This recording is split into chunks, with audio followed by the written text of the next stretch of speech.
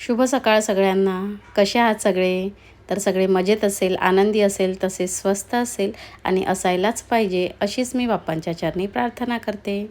तर कालचा व्लॉग जर तुम्ही बघितला असेल तर त्यामध्ये मी मंदिरामध्ये ओटी भरायला गेली होती आणि त्यानंतर 5 सवाशिणी वगैरे घरी येऊन शेवळ्या, वड्या, पापड्या वगैरे सगळं घरी केलेलं होतं त्यांच्या हाताने. तर आज मम्मीकडे डायका आहेत, तर ते सगळं पुढे तुम्हाला व्लॉगमध्ये दिसेलच. तर व्लॉग कंटिन्यू करत राहा. आणि इकडे अपेक्षा, श्रवण यांची सगळी थोडीशी तयारी जी काही आहे ती तुम्हाला दिसतच आहे. छान असं शादीवाला घर म्हणून त्यांनी ते असं डेकोरेटिव्ह जे हँगिंग पीस तयार केलेलं होतं छान. आणि ते तिने थर्माकॉलवर सगळं घरीच तयार केलेलं होतं. त्यानंतर आता घर वगैरे सगळं सजवणं मुलांचं सुरू होतं. सगळी तयारी चालू होती. म्हणजे त्यांचाही हातभार सगळ्या गोष्टीला लागलेला होता, कारण त्यांच्याही मामाचं लग्न आहे, तर त्यांचाही उत्साह हा भारीच होता. त्यानंतर दारात तोरण वगैरे सगळं लावून झालेलं होतं. आणि हा आहे छोटा श्रवण. याला छोटा श्रवण म्हणतो आम्ही. मम्मीच्या घरासमोर राहत होतो. तर त्याचाही उत्साह भारी होता, कारण त्याच्याही काकाचं लग्न होतं, त्यामुळे तोही काही मागे नव्हता सगळ्याच कामामध्ये.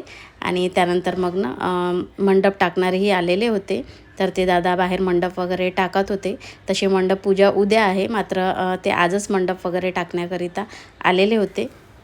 तर असं सगळं संपूर्ण घर छान सजलेलं होतं आणि अशी सगळी उत्साहामध्ये सगळी तयारी सुरू होती.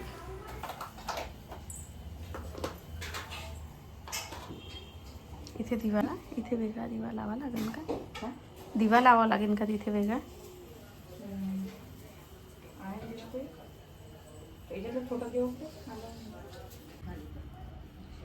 किती छान दिसते. अजून मिक्स मध्ये पाहिजे होते, अजून सुंदर दिसते.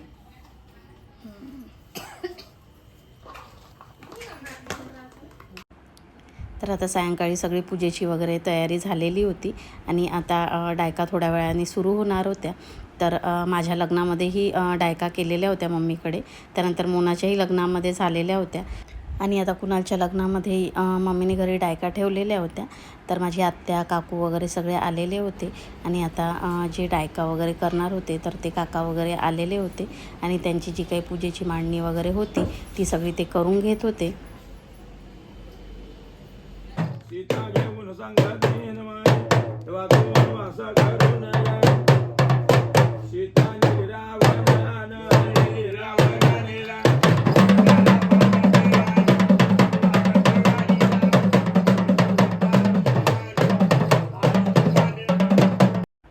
तर डायका वगैरे झाल्या. त्यानंतर मग नैवेद्य वगैरे पण दाखवून दिलेलं होतं.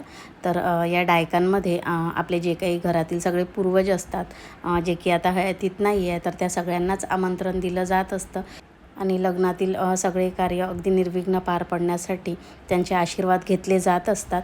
आणि प्रत्येक व्यक्तीचं नाव घेऊन त्यांना आवाहन करून त्यांना आमंत्रण दिलं जात असतं. तर डायका वगैरे झाल्या. त्यानंतर नैवेद्य वगैरे दाखवून मग सगळ्यांची जेवणं वगैरे झाली. आणि मग कुणालला मेहंदी वगैरे लावण्यासाठी वैष्णवी आलेली होती. तर ती अगदी मम्मीच्या घराच्या शेजारीच राहते.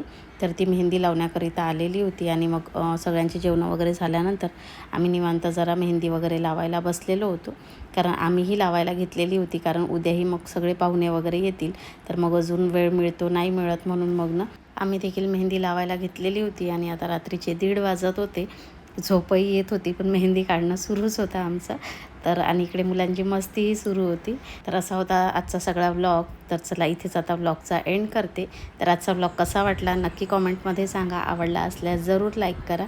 चॅनलवरती जर कोणी नवीन असेल तर त्यांनी आपल्या चॅनलला सबस्क्राईब करून घ्या. तर भेटूया अशाच एका छानशा व्लॉगमध्ये. तोपर्यंत बाय बाय.